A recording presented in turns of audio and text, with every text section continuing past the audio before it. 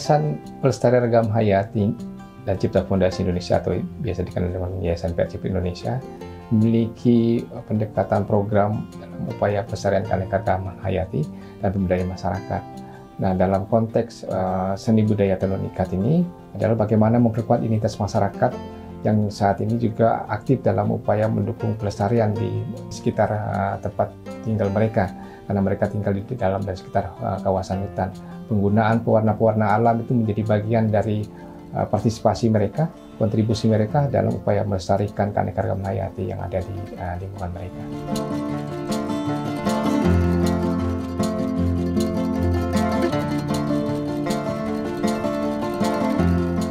Terkait dengan hambatan dalam pelaksanaan program, pertama memang karena kita melibatkan masyarakat yang masih kuat memegang tradisi, sehingga pelaksanaan kegiatan harus menyesuaikan dengan jadwal-jadwal di dalam kegiatan masyarakat sendiri, apakah jadwal kegiatan dalam usaha pertanian mereka maupun kegiatan usaha-usaha yang terkait dengan tradisi tertentu, ada acara kematian atau acara yang lain, sehingga waktu itu waktu dari atau jadwal kegiatan harus menyesuaikan dengan jadwal di kegiatan mereka.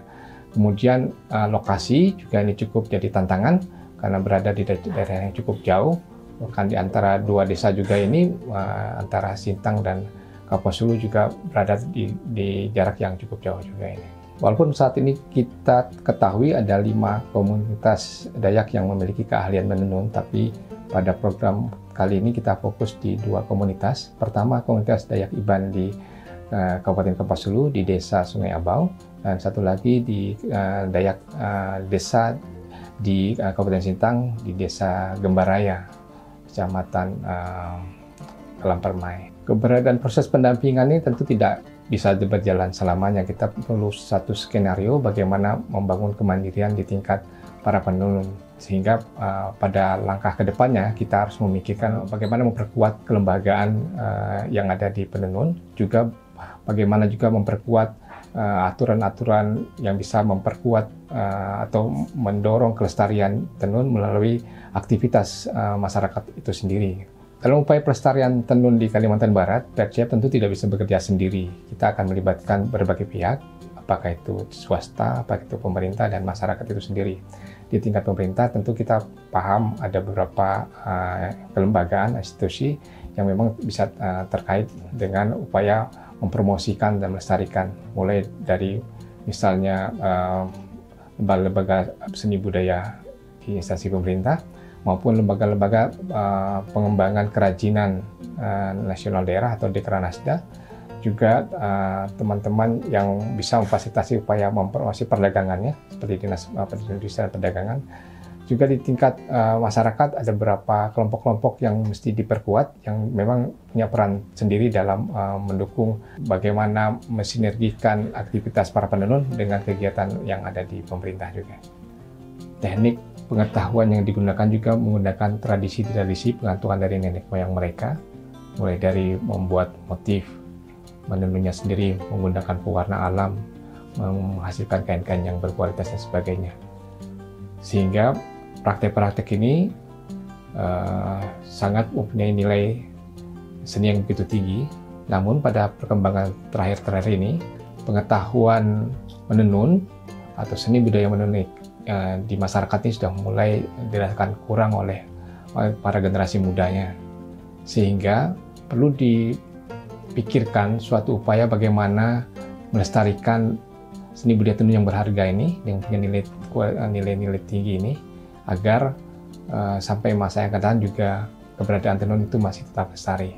Pemahaman dan kesadaran PRCIP Indonesia atas arti pentingnya untuk melestarikan tenun ini telah dilakukan sejak tahun 1999 bersama para mitra lokalnya di Kabupaten Sintang pada saat itu, khususnya pada penerima manfaatnya di komunitas Dayak Desa dan Dayak Ketungau.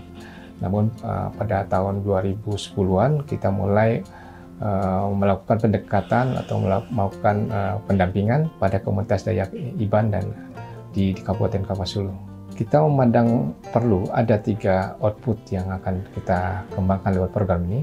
Pertama, bagaimana pengembangan produk yang dihasilkan para penenun-penenun ini sehingga punya nilai tambah ekonomis dan nilai tambah estetis yang semuanya itu akan berdampak pada nilai ekonomis dari produk kainnya. Kedua, mendokumentasikan dari pengetahuan-pengetahuan yang ada itu, bagaimana teknik membuat tenunnya, bagaimana teknik membuat motif, bagaimana teknik membuat pewarna yang baik, dan sebagainya. Juga mendiseminasikan pengetahuan ini kepada halayak ramai, mempromosikannya juga, apakah itu melalui film, media, buku, maupun diseminasi melalui seminar dan workshop. Tujuan dari program ini adalah untuk melindungi seni budaya yang ada di masyarakat ini, terutama khususnya tenun tradisional ini, agar tidak hilang, agar tidak punah, terutama dalam mengamankan pengetahuan dan nilai-nilai yang ada seperti itu. Dan ini diharapkan bisa didiseminasikan pada generasi muda, ditransformasikan kepada generasi dan para pihak lainnya.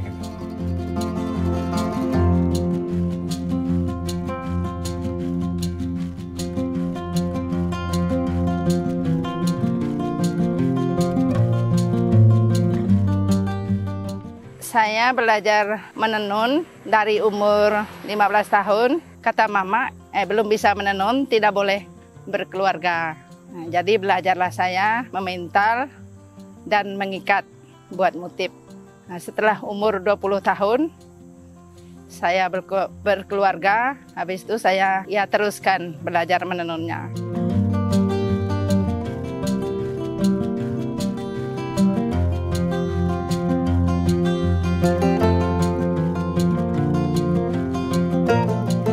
Dulunya kami mencari pewarnaan alam masih agak mudah gitulah. Karena pohon lengkar kemarin kami punya pohon sendiri, terus daun kerembang kita cari di hutan juga. Di hutan boleh dikatakan tanaman liar, itu masih banyak sekali. Tarum juga kita nanam sendiri. Mengkudu dulunya masih juga banyak, karena peminat nenun kan belum banyak. Jadi di dekat-dekat rumah, kita tinggal ngambilnya saja. Di rumah Betang kemarin tuh banyak yang punya pohon mengkudu, tapi yang nenunnya hanya sedikit. Kenapa saya memilih suka mewarnai dengan warna alam?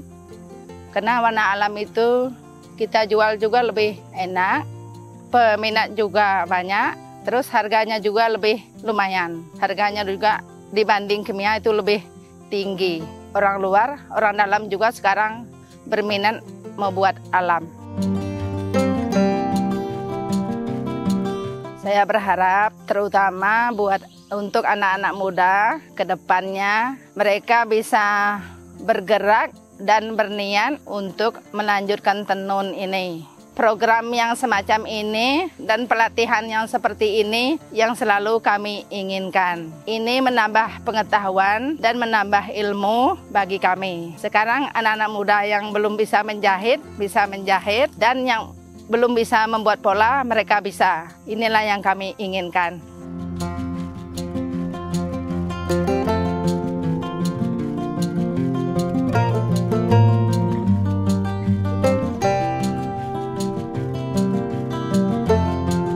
Kalau tenun itu sangat penting bagi masyarakat Iban karena itu menyangkut masalah untuk kita menyambut gawai, karena gawai itu termasuk juga untuk kita sebagai kita berterima kasih kepada Yang Maha Kuasa untuk panen yang kita dapat, untuk acara pernikahan, untuk kalau ada pertemuan juga dipakai juga.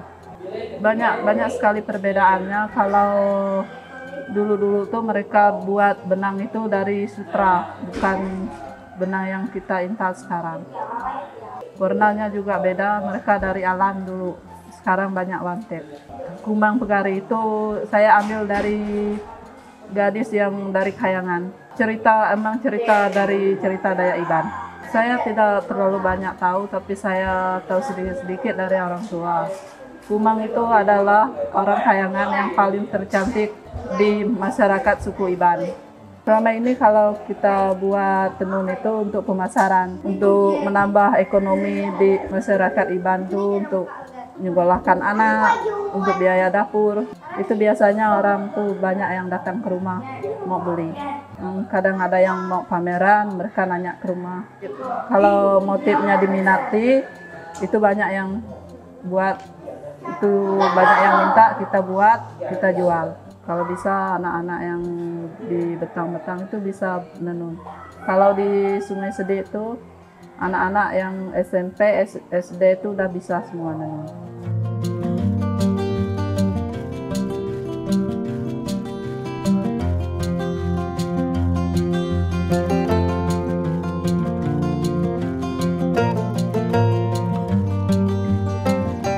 Jadi tenun itu dari tenun macam tenun kain, tenun baju. Apabila kita gawai, baju ini tidak pakai silah.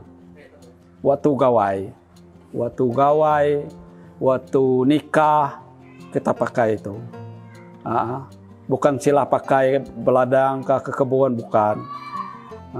Apabila kita gawai, apabila itu tamu datang, tamu itu diundang, kita pakai ini, pakai sambut mereka itu datang. Cara adat. Itulah dia ajar. Pertama-tama nenek moyang kita begini tenun. Kalau kita bertenun, ambil daun ini, daun kata kami, daun kerbau. Sudah itu engkudu yang kuning-kuning yang dipotong-potong, kencang. Apakah ini bikin begini, dia terus ajar. Sampai sekarang kami nak mau ngelepas gitu anak.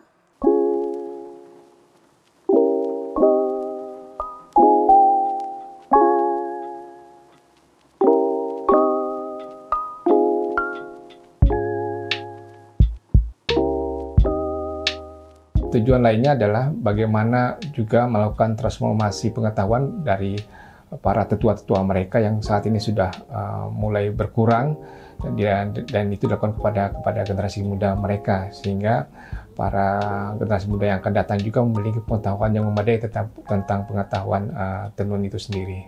Working with people to help protect their environment, bekerja bersama masyarakat untuk melindungi lingkungan mereka.